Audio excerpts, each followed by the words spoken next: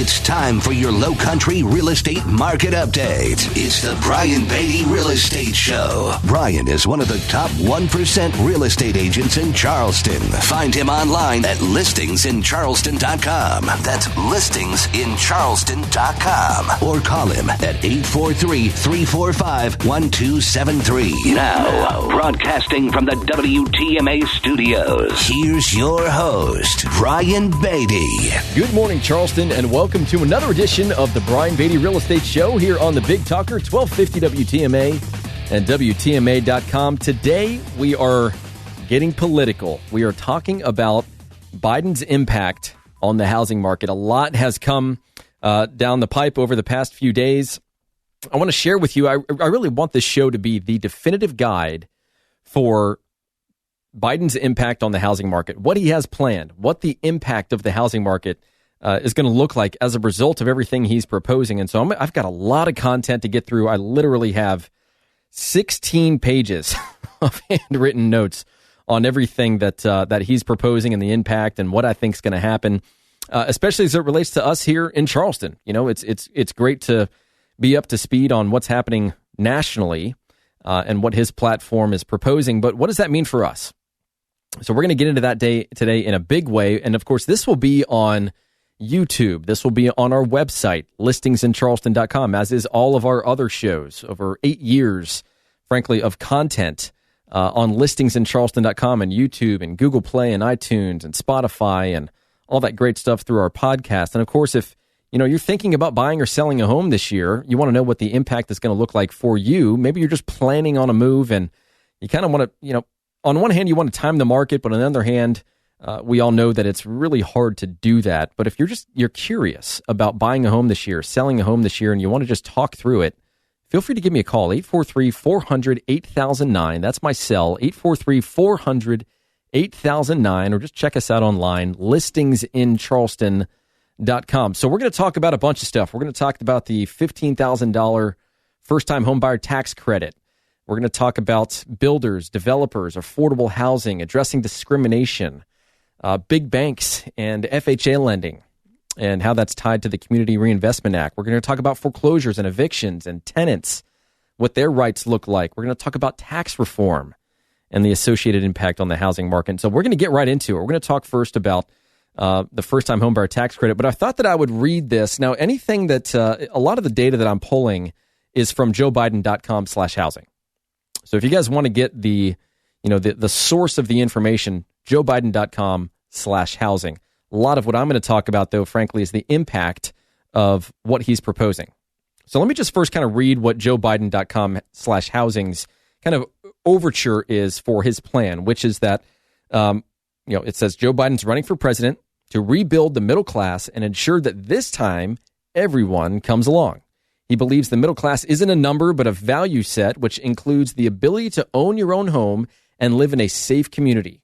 Housing should be a right, not a privilege. So let's just take that sentence into consideration for a second.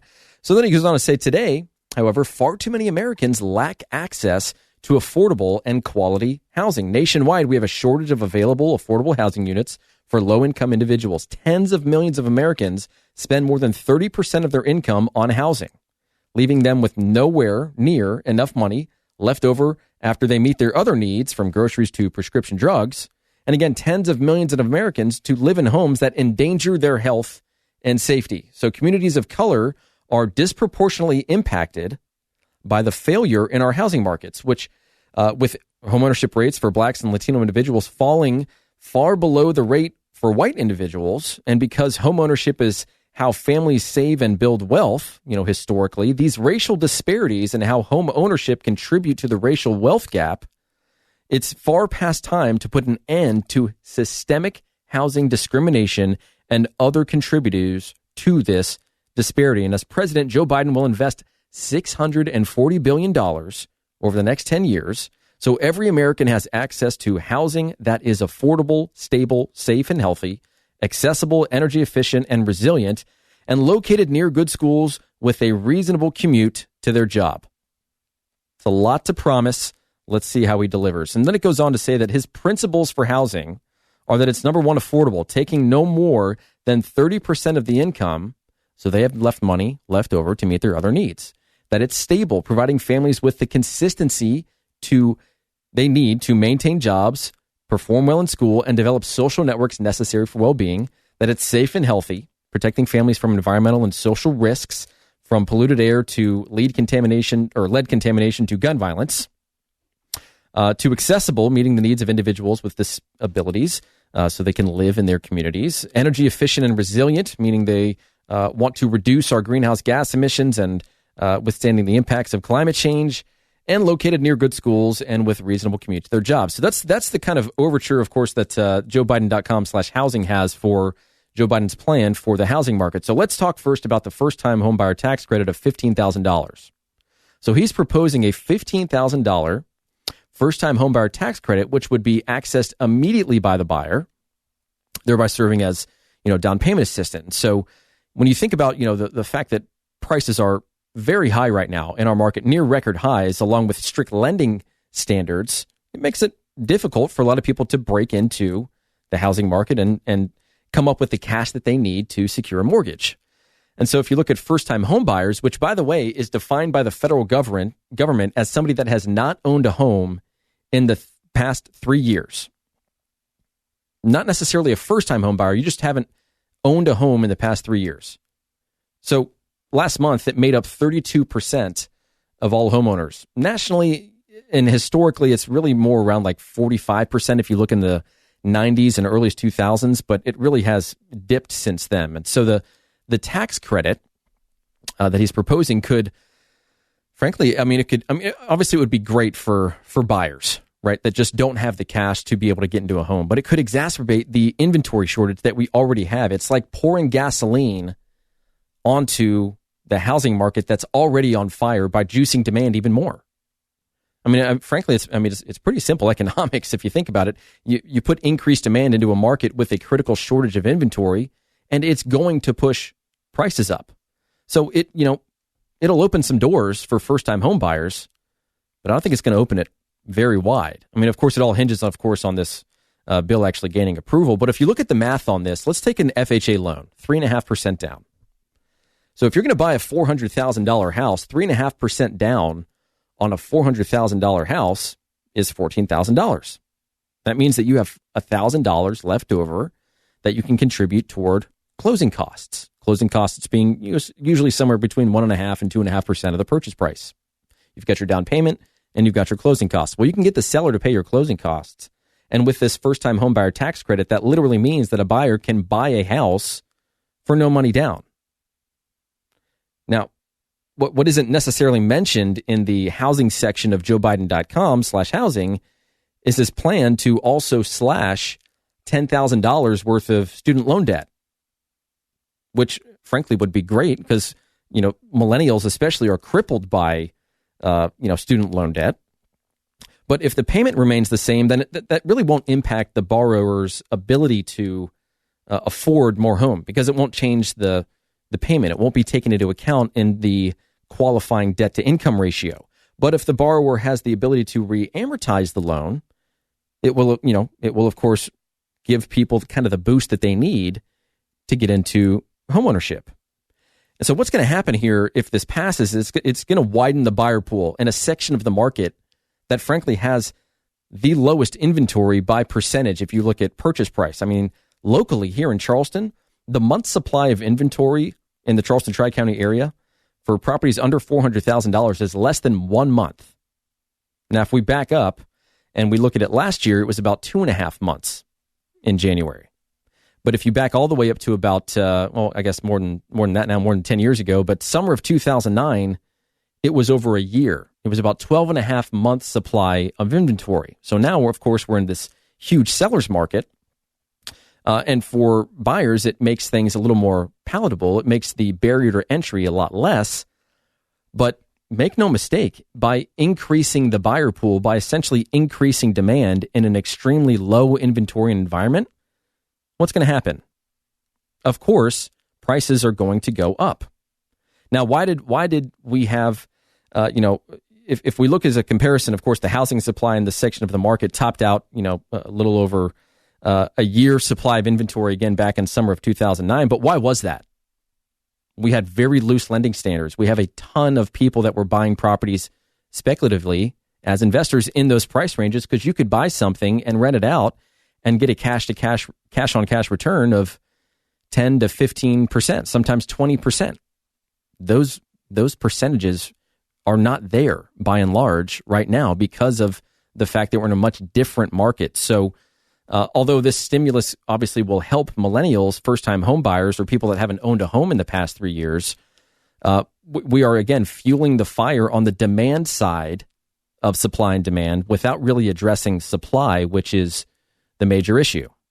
So the next thing that kind of makes sense to talk about is how that's going to impact home builders and all of the regulatory costs that they experience when they go and they build a home. And so I'm going to talk about that when we come back. Again, we've got a lot of ground to cover as it relates to Biden's impact on the housing market now that he's president. And of course, if you have questions, comments, concerns, you're thinking about buying or selling a home, we're here for you. We'd love to help. We've been in the top 1% of agents every year since 2009. And we'd love the opportunity to at least walk you through what we're seeing in the market and where the opportunities exist, whether on the buyer side or on the seller side. But I will say this, the person or the company or the real estate team with the inventory is the one that's winning right now. And by that, I mean shadow inventory. Obviously, you have access to everything that's currently on the market. You can just pull up Zillow and see what's available. But it's all the people that particular real estate agent or company or team is communicating with that are not on the market that represent golden opportunities for you as a buyer, or at least the team's ability to go out and find a property that's not yet listed for sale, which has been, frankly, a huge part of our business over the past year, especially during the pandemic. So if that's something you'd like to learn more about, feel free to give me a call, 843-400-8009. That's 843-400-8009.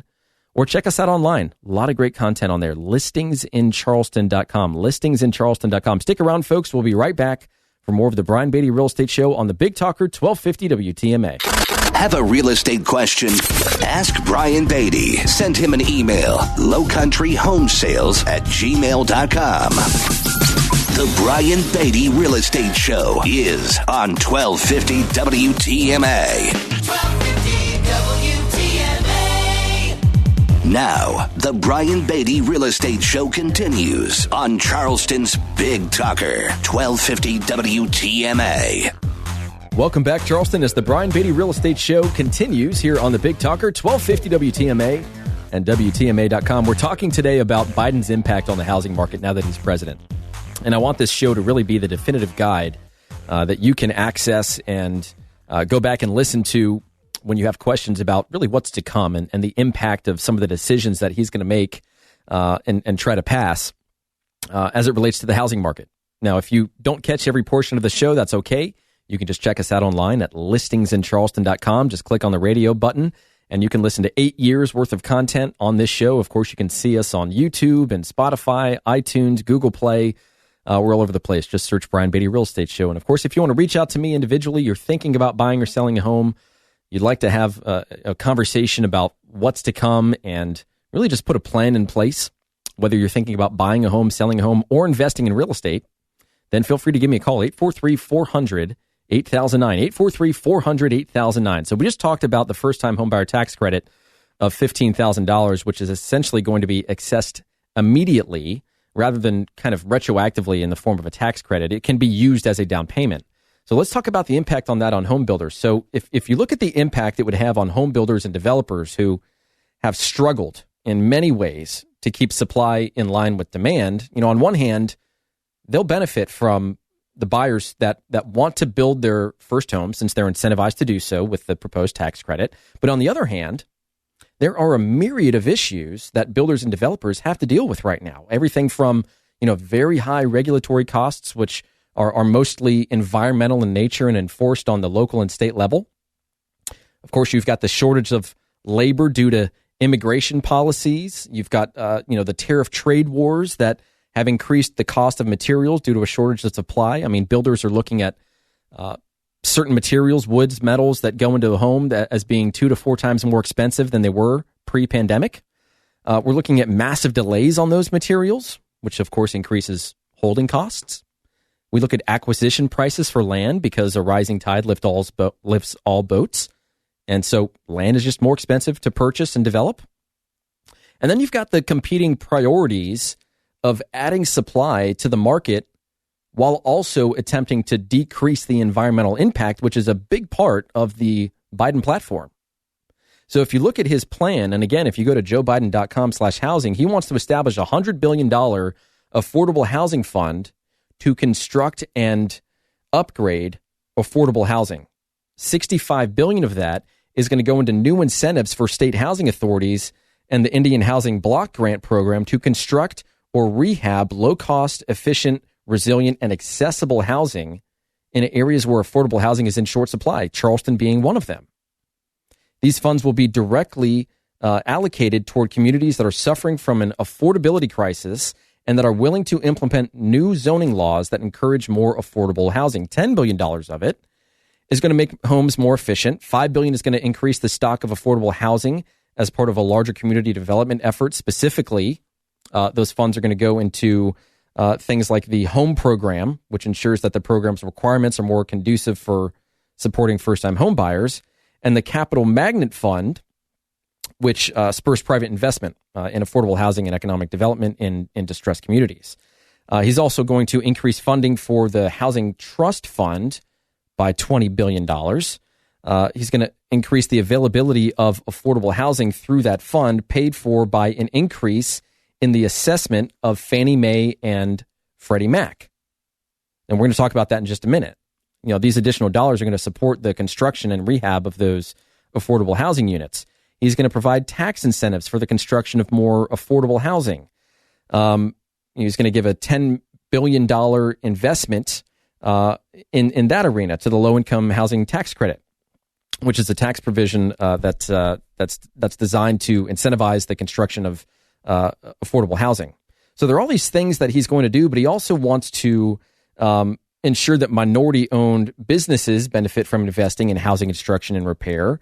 He wants to eliminate local and state regulations that limit affordable housing options and that contribute to urban sprawl. In fact, if you look on his website, there's so much of it that ties urban sprawl and non-condensed construction of inventory toward climate change.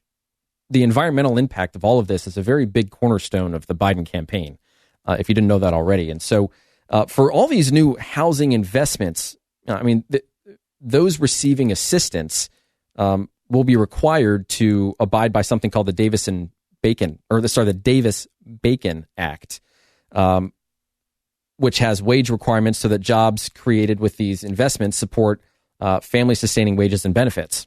And the Biden administration will encourage the use of resources and materials that are sourced domestically, as well as the use of project labor agreements. And so we've got all these interesting things that are going to be hit on the builder side of the ledger, including incentives for multifamily construction. But at the same time, making sure that his administration isn't blamed, frankly, for the environmental impact of that development. Don't get me wrong. He wants to add supply to the market. He's geared a lot of his campaign and his tactics toward low to middle income families and affordable housing. But the fact of the matter is, builders are really struggling right now to keep up with demand. It's just, the lag time associated with everything I just mentioned just doesn't allow them to gain any ground. And so then we kind of shift the conversation and Biden's plan toward lending practices and FHA taking a larger role in the lending process. Remember what we were talking about in the first segment about a buyer getting a $15,000 first-time home buyer tax credit, or really anybody that hasn't owned a home in the past 3 years of $15,000. And if you look, I mean, right now, a lot of buyers are putting the bare minimum down for down payment because of the cost of borrowing money. It's just historically low. It's incredibly low. They'd rather keep their cash on hand and either put that cash in a reserve fund or to reinvest at a better post-tax rate than what they would be paying in the form of interest on their mortgages. So Biden's administration is going to try and get these big banks back into the practice of participating in FHA loans. And because of the profitability of the program, which is far higher than they anticipated, it opens the door to allow them to cut prices on things like mortgage insurance premiums and the added cost associated with FHA mortgages. When you get an FHA mortgage, you have a one-time premium, and then you have ongoing mortgage insurance, which is essentially the government's way of passing the buck to you, the borrower, due to the risk associated with a low down payment loan. And if you didn't know, the big banks, they basically exited FHA lending almost entirely after the Great Recession because of the enforcement actions that came against them for how they managed that program, predatory lending and everything in between. And they were hit with massive lawsuits and actions under the False Claims Act, which resulted in very expensive settlements. So now you have all these independent mortgage bankers that have stepped in and now not only dominate the FHA space, but they account for the majority of mortgage lending.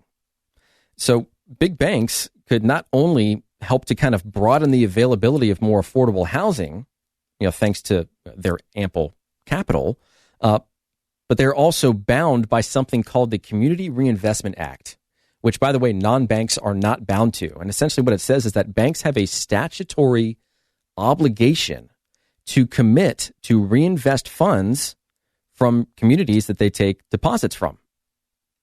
So Biden wants to strengthen the Community Reinvestment Act and make it apply to non-bank lenders as well. So again, we're increasing cost. We're trying to get big banks into FHA lending, but we're increasing cost. We're mandating that anybody that lends money have a portion of those proceeds go toward the Community Reinvestment Act. And guess who's going to foot the bill for that? You, the consumer. Now, there's another big part of the Biden rollout on housing that hasn't necessarily, I would say, impacted our market locally as much as it has something like California. But as it specifically relates to tenants and landlords, one of the first things that he wants to do, before we kind of get into the tenant-landlord relationship and paying rent and moratoriums on foreclosures and evictions and just everything that happens as a result of that, he wants to first and foremost level the playing field. He wants to end redlining and other discriminatory and unfair practices in the housing market. So he wants to protect homeowners and renters from abusive lenders and landlords through what we call a renter bill of rights, which it was modeled after the California homeowner bill of rights. And it says on his website that he's going to enact legislation to end many shortcomings in the mortgage and rental markets. This new Bill of Rights will prevent mortgage brokers from leading borrowers into loans that cost more than are appropriate, prevent mortgage servicers from advancing a foreclosure when the homeowner is in the process of receiving a loan modification. It's going to give homeowners a private right of action to seek financial redress from mortgage lenders and servicers that violate these protections. And it's going to give borrowers the right to a timely notification on the status of their loan modifications and to be able to appeal modification denials. So we've got a few things to unpackage here. It essentially wants to protect tenants from eviction, right? Housing evictions have devastating consequences for families and often stem from the relatively small shortfalls in rent. And so as a former landlord, as somebody that owns rental properties, I mean, I would say that right now my tenants are paying my rent, and that's great. But you look across the country and you look at the massive amount of people that are not paying rent. And as a result, the homeowner, the landlord is saying, all right, well, what am I going to do? Am I going to foot the bill? No, they're talking to their banks and they're instituting a forbearance. They're saying, hey, I can't pay you because the tenant isn't paying me. And those forbearance options, first they were 6 months and now they're 12 months. And now what he's talking about is extending a moratorium on evictions and foreclosures all the way out to September of this year. In fact, he calls it the American Rescue Plan, which it came out last week, and it includes a call for extending the national moratorium on evictions and foreclosures until September 30th. It also sets aside funds, by the way, to provide legal assistance to households facing foreclosure or eviction. And so he's also calling for a $30 billion emergency fund for rental, energy, and water assistance for hard-hit households, plus another $5 billion and emergency assistance to people experiencing or at risk of homelessness. There's actually a lot on his website, joebiden.com/housing, about preventing homelessness. And if you look at the percentage of Americans right now that are experiencing housing-related insecurity, it's close to 10%. It was up, 7.2% was where it was at about 2 months ago. But they're hoping, at least the Biden administration is hoping, that influx of cash from this new plan could alleviate that pinch that many homeowners and renters might be feeling. And even then, it's only a stopgap measure. I mean, without emergency rental assistance, these renters could still find themselves without housing. And whenever the moratorium does end up finalizing for all the unpaid rent that they've had, it's not like it's a forgiveness of rent. It's the same thing as a forbearance when you talk to your lender and you say, hey, I can't pay you right now. Give me 12 months. And what they're saying, the lender is saying, all right, well, in 12 months, all those payments are due. Now, I imagine they're going to create a workaround to that when they're just saying, hey, you know what, we're going to tack on this 12 months to the end of your loan. Or we're going to prorate your mortgage based on those missed payments, accrued interest, so on and so forth. We're kind of yet to be seen as to how they're going to handle that. But as part of his plan, he's calling for an additional $1,400 payment to each household, which, by the way, is on top of the $600 that we all got earlier in this month, in the form of a direct deposit. And it's an expansion of issues surrounding jobless benefits. He wants there to be a $15 minimum wage. These things are going to increase construction costs. I mean, it's the ripple effect will not be felt in our market for quite some time. So when we come back, I want to talk about this in a little bit more detail. I want to talk about the financial assistance that he's proposing, the impact on the housing market, not just from a tenant perspective, but from a landlord perspective, from an investor perspective. So stick around. Still a lot to unpackage here on the Brian Beatty Real Estate Show as we talk about Biden taking his presidency and the impact that's going to have on the housing market. Now, again, if you want to reach out to me, you want to talk more about the real estate market and your plans to buy, sell, or invest in real estate, my private cell phone number is 843-400-8009. That's 843-400-8009. Or check us out online, listingsincharleston.com. That's listingsincharleston.com. And, of course, you can listen to 8 years' worth of content on a weekly basis from this show on YouTube, on our website, listingsincharleston.com, on iTunes, Google Play, Spotify, all those great places. Just search for the Brian Beatty Real Estate Show. Stick around, folks. We'll be right back. Find Brian Beatty online at listingsincharleston.com. The Brian Beatty Real Estate Show continues next on The Big Talker, 1250 WTMA. 1250 WTMA. Expert news and views on the Lowcountry real estate scene. The Brian Beatty Real Estate Show on 1250 WTMA.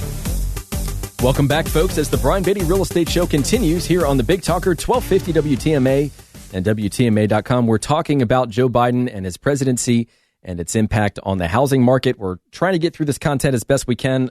Quite honestly, folks, I don't know if I'm going to get through all this. There's so much to unpackage here, but I'm going to do my best. If you have any questions about what's to come this year in the housing market, you have an idea that you want to buy or sell or invest in real estate, and you want to talk to somebody. I've been licensed for, 15 years, sold over 1,200 homes, well over $500 million worth of real estate represented on my team. Would love to help you through this process and just to answer any questions you have. My number is 843-400-8009. That's my cell, 843-400-8009. Or you can check us out online, listingsincharleston.com, listingsincharleston.com. You can check us out on YouTube, iTunes, Google Play, Spotify. Just search for the Brian Beatty Real Estate Team, and you'll find us, or the Brian Beatty Real Estate Show, rather. So I want to talk a little bit more about Biden's plan for providing some financial assistance to low to middle-income families. And so we've already talked about the first-time homebuyer tax credit he's proposing of $15,000, which you could be using immediately at the time of purchase as opposed to retroactively being a tax credit when you file your taxes. But he also wants to provide Section 8 housing vouchers to every eligible family so that no one has to pay more than 30% of their income for rental housing. And so for those of you that don't know or that don't have rental properties or haven't been through that process, Section 8 is it was created by the Department of Urban Housing and Development, and it's a way for the government to essentially pay rent for people that fall under certain income guidelines and standards per area so that they can get rental assistance. And his website, joebiden.com/housing, goes on to say that almost 3 out of 4 households right now do not have the ability to use the government assistance in the form of rent that they're eligible for, which is approaching close to 17 million low-income families. So he wants to create a renter's tax credit to help more low-income families. And I think that's great. What he's saying essentially is that if you're a landlord, you have a rental property, you are no longer allowed to turn away somebody that has payments being provided through the Section 8 program. You are not allowed to say, no, I don't want a Section 8 renter. That's what he's proposing. He also wants to ensure that for those that maybe are slightly above that 30% rule, where 30% of their income is going toward housing, they make a decent amount of money, but they're still struggling, that they provide some federal assistance to allow them to buy the things that they need, groceries, medication, so on and so forth. He's got a great program, I think, for first responders, public school educators, and other public and national service workers through something called the Good Neighbor Next Door program. And I think all that stuff is great, and I don't want to spend too much time on that, but essentially the consensus here. Oh, by the way, there's one more thing that I think is really important. He wants to create the Public Credit Reporting Agency, which would allow people to use their rental payments, so long as they're on time, to count toward their credit score. So many people struggle with credit issues. I know, because we talk to these folks all the time when they inquire about our properties. And I think the saving grace in our market, to an extent, is the fact that lending standards are fairly rigid. I mean, it's not that easy to get a mortgage. You have to be able to afford the home that you want to buy. And I think that's a pretty safe way of addressing that issue. But for the folks that are renting and making rental payments on time, there should be the ability for them to boost their credit score because of those timely payments. And that I agree with. And of course, it goes in, on his website, joebiden.com/housing, it goes into the racial disparities that are associated with all of this, and that he wants to minimize racial disparities, for example, by ensuring the algorithms used for credit scoring don't have a discriminatory impact. I think all that's great. I do appreciate that. But the consensus, and this is what Biden said. This is a direct quote. He says that the consensus among leading economists is we simply cannot afford not to do what I'm proposing. Independent, respected institutions from around the world, from the Federal Reserve to the International Monetary Fund, have underscored the urgency. Even Wall Street firms have reinforced the logic. So homeowners might arguably be in a better position than renters. I mean, given all this information that I've provided, but many are struggling right now. I mean, millions of Americans are still in mortgage forbearance. 2.5 million Americans right now are in serious delinquency. And we talked last show about this quote unquote wave of foreclosures that's coming our way that's going to crash the market in 2021, and how, frankly, I didn't agree with that. And as these programs roll out, depending upon whether or not this gets passed in Congress and just the overall impact and the ripple effect that it's going to have on this market, don't get me wrong, there will be plenty of people, both renters and landlords and homeowners alike, that do not have tenants, that are just not going to be able to catch up. They are not going to get back on solid ground, and they're going to have to figure something out, whether that be extending their forbearance or creating some sort of loan modification. And if they can't, and if there's really just no chance for them to play catch up, if there's no financial evidence that they are collectible, then yeah, they're likely going to get foreclosed on. So we're going to see short sales. We're going to see foreclosures. Is that going to flip the market? No. There's still such a low inventory of properties that even if a bank has to foreclose on somebody and then relist it as an REO, a real estate owned property, that bank is going to be able to get very close to fair market value for that property. Now, of course, you're going to have all these buyers and investors that want to try and go and buy something for 20, 30% below fair market value like you used to do in the heyday, post-recession of 2008. But our market just isn't there right now. So, there are going to be some impacts to this no doubt about it. But who do you think is going to absorb all of these costs and all of this inflation that's going to be caused as a result of all of these plans that Biden is proposing? Well, first, it's going to be the corporations, because Biden's $640 billion investment in America's housing is going to be paid for by raising taxes on corporations and large financial institutions. Specifically, approximately $300 billion of the housing plan is devoted to new construction and is encompassed in an overall $1.3 trillion infrastructure plan. So the remaining portion of that is going to be paid for by instituting a financial fee on certain liabilities of firms with over $50 billion in assets. Ultimately, again, who's going to absorb those costs? You, the consumer. And then, of course, there's the elephant in the room, which is interest rates. Now, interest rates did bump up a little bit since Biden took presidency.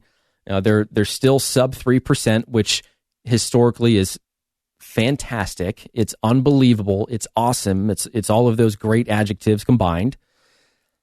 But there's this concern that with everything that's being proposed, that interest rates are going to start climbing up and up and up. Well, at some point in time, don't get me wrong, at some point in time, we're going to have to pay the piper. Right now, the Federal Reserve is the largest buyer of mortgage-backed securities. But as the economy recovers, there's going to be less and less need for the government to essentially artificially leverage the mortgage-backed securities market, which means that as we approach more of a free market, so to speak, interest rates will likely go up. Now, is that going to happen this year? Probably not. Is that going to happen next year? Probably not. The Federal Reserve has said as much, that they, for the next 2 years, are likely not going to raise interest rates, certainly more than 1%. So I don't think we're looking at 4, 5, 6, 10% interest rates anytime soon. The cost of borrowing money is still incredibly low. But there's one portion of Joe Biden's website, joebiden.com/housing, that he doesn't talk about, which is tax reform. And that is going to have an impact on the housing market. It has an impact on everything economically. And so I'm going to talk about that when we come back. That'll be the final piece of Biden's plan and how it impacts the housing market. Now, again, if you have some questions about the housing market, you want to learn more about what this means for you and your plans to buy, sell, or invest in a home this year, I'd love the opportunity to talk you through it. My number is 843-400-8009. That's my cell phone. You can call or text it, 843-400-8009. Or you can check us out online, listingsincharleston.com. That's listingsincharleston.com. And, of course, you can check us out on YouTube, iTunes, Google Play, Spotify by just searching The Brian Beatty Real Estate Show. So stick around for the last segment of The Brian Beatty Real Estate Show right here on the Big Talker, 1250 WTMA and WTMA.com. Stay tuned for more of the Brian Beatty Real Estate Show on 1250 WTMA and WTMA.com. 1250 WTMA, the Big Talker. Now, here's more of the Brian Beatty Real Estate Show on the Big Talker, 1250 WTMA. Welcome back, folks, to the last few minutes of the Brian Beatty Real Estate Show here on the Big Talker, 1250 WTMA and WTMA.com. So we've been talking a lot about Biden's impact on the housing market, his plans, what he's proposed, and the overall impact that I see that having on the housing market. A lot of this stuff can be pulled from joebiden.com/housing. Some of this is, of course, my commentary on what I believe is going to happen based on my 15 years of experience in this industry and over $500 million worth of real estate represented. But I want to talk about something that's not on his website, but something that you need to know, something that's likely coming down the pipe, and that's his tax reform, because that will have an impact on housing. It's really going to have an impact on everything economically. And so it starts first with the increase in the highest tax rate, which right now, through the Tax Cuts and Jobs Act, is 37%. He wants to go back, before that was passed, to 39.6% for folks that earn over $400,000 jointly. He's going to increase payroll taxes. As it relates to long-term capital gains and dividend rates, which is a real estate-based tax, under the proposed plan, he wants to take the current maximum rate of 20% for long-term capital gains and qualified dividend tax rates, and he wants to raise that to 39.6%. Essentially, he wants to double it for those that earn $1 million or more. Now, we don't know whether that million is going to be construed as gross, adjusted, or total income. But either way, long-term capital gains when you sell a property are going to be assessed, and you're going to have to pay the piper based on that investment property if it's not been your primary residence for at least 2 over the past 5 years. He's got some information in there about carried interest and the 20% qualified business income deduction and itemized deductions. There's some things in there that I think you need to know about, but one of the biggest things that he's proposing in order to fund his proposal is for the increased child tax and elderly care credits. Biden is proposing closing the quote-unquote loopholes for property investors and hinted toward the elimination of 1031 tax-deferred exchanges being an area to do so. So for those of you that don't know, a 1031 tax-deferred exchange allows you to sell a property and then invest the proceeds into a like-kind property and defer the capital gain. So, they've been targeted before in previous tax law changes, but the economic importance of a tax-deferred exchange, frankly, has just overshadowed previous attempts to eliminate them. And so for investors that own property that want to sell a property, what's the point of investing if you can't buy low and sell high, right? So when people look at it doing a 1031 tax-deferred exchange, they hire a qualified intermediary, their proceeds are held in safe harbor, and then they are applied to a new property, meaning that money never touches their account. It just rolls into another investment property. So he wants to end the current step up in basis that essentially spares beneficiaries substantial tax liability for capital gains on inherited assets that have appreciated in value. So think about this: inherited gains on inherited assets sold by a beneficiary would generate capital gains tax based on the asset's original cost basis at the time of purchase, rather than the fair market value at the time of inheritance. So if you inherited a property this year that you wanted to sell it, they're going to count that capital gains based on the purchase price at the point in time that property was purchased, rather than the fair market value of the asset based on when you inherited it, meaning that capital gains tax is going to be significantly more.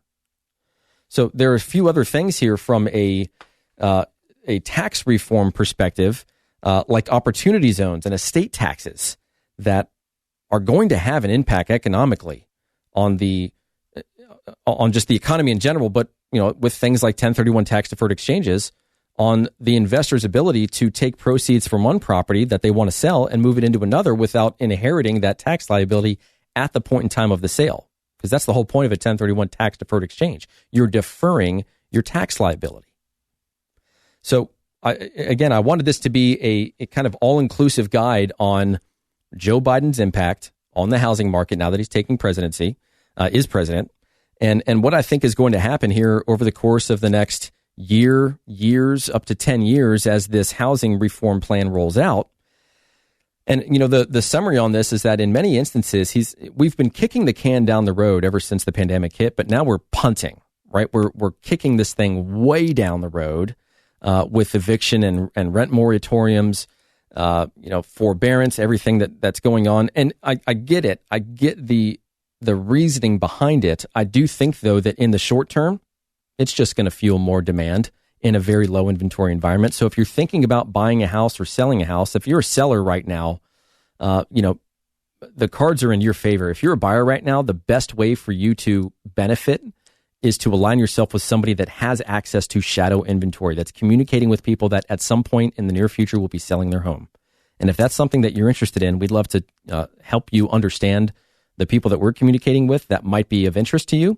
Feel free to give me a call, 843-400-8009. That's 843-400-8009. Or check out our website, listingsincharleston.com. I'm out of time. You guys enjoy your weekend, And thanks for listening to the Brian Beatty Real Estate Show on the Big Talker 1250 WTMA.